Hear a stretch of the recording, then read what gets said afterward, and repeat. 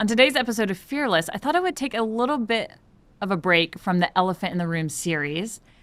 And then I started laughing because this might be my most controversial topic every year. And I get the most pushback, I get the most feedback on this subject. And at first time, it kind of shocked me a little bit. But we're going to talk about Halloween. And like I said, every year I post pictures of my kids dressed up for Halloween and us going trick-or-treating.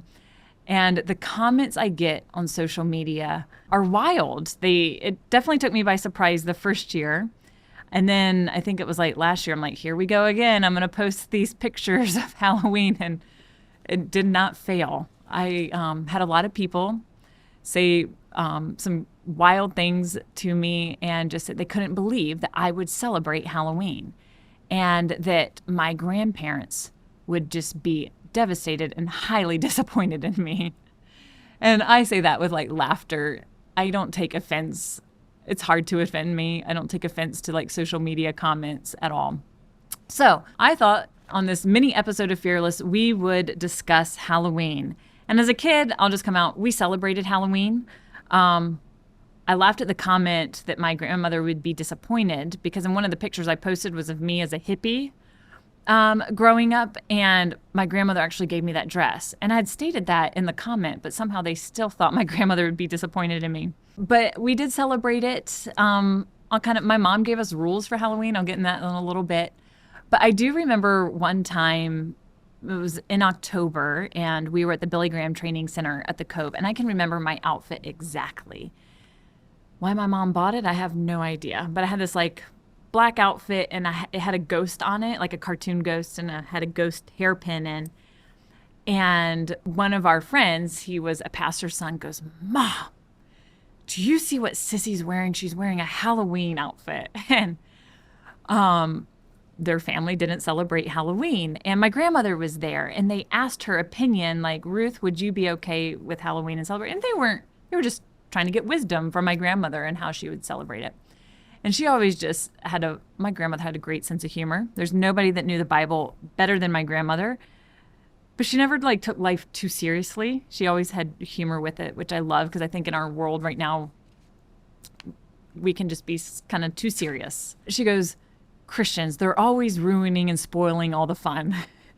And I love that because she just thought Halloween was a great time for kids and a great time just for neighborhoods and just to have a fun time and not to ruin that kind of fun. So, but on today's episode, I really wanted to look into it because there were a lot of concerns of my family celebrating. And, should we celebrate it? Should we allow our kids to dress up? Should we hand out candy? Should we go trick-or-treating? Like, what should we do? Did some research, and I'm sure people have different opinions of the history of Halloween, where it came from, and they just might grow up with different stories. But something I learned recently was that there are many scholars and historians out there who say that Halloween has always been a Christian holiday. That might be a shocking statement. Once again, if y'all disagree, I'll put all these referrals into the show notes where you can see where I read it. In Ireland and Scotland, it was celebrated on the liturgical calendar as a time to honor the saints of those who had been martyred for their faith. And additionally, in the early church history, church leadership designated All Hallows Eve as a time to remember believers who had passed. So it was a time to remember those who had passed before them. And because of the Celtic practices of the beginning of the new year on November 1st, you can see where some of the confusion is with how people think about the holiday on October 31st. But that was not the intent of the early Christians who reserved October 31st as an important time of remembrance of those who had passed away. And while there have certainly been cultures who have had various feasts around this time of year, sometimes it's the season of harvest and like a time of Thanksgiving. And then there are definitely cultures that have a darker meaning when it comes to this time of year. But Halloween, under its present name, has long been a time of a Christian reflection of the powerful lives and those with and those of the faithful who have gone and passed before us. But it's funny, just really quickly, Easter and Christmas are the two holidays we celebrate as the most religious time of the year for us. But those two holidays do have roots in paganism. December 25th, the day that we celebrate the birth of Jesus Christ, which we all know that he was not born that time of year, and that was not his specific time, which that's a hard one to explain to my kids why we celebrate on the 25th. So you'll figure it out when you get older. That was originally a date used by the Romans in a festival known as, and I'm probably going to butcher this name, Saturnalius. It was a celebration of the Roman god Saturn. And there was a Roman mystery cult that celebrated Matharis, once again. If I said that wrong, I apologize. But that was a bull-like creature who was considered a sun god among the Romans and the Persians. And the date for remembering him was also December 25th. Those are just a little actually history I learned. And I tell you those things not to like stir up controversy. I don't want to offend anybody here. I just thought it would kind of be fun because I've had people ask me and submit questions on the podcast. Do you celebrate Halloween? What are your thoughts on it? And I do celebrate Halloween. I think I live in South Florida now, so it's quite hot. It's not getting us really in the fall spirit very much.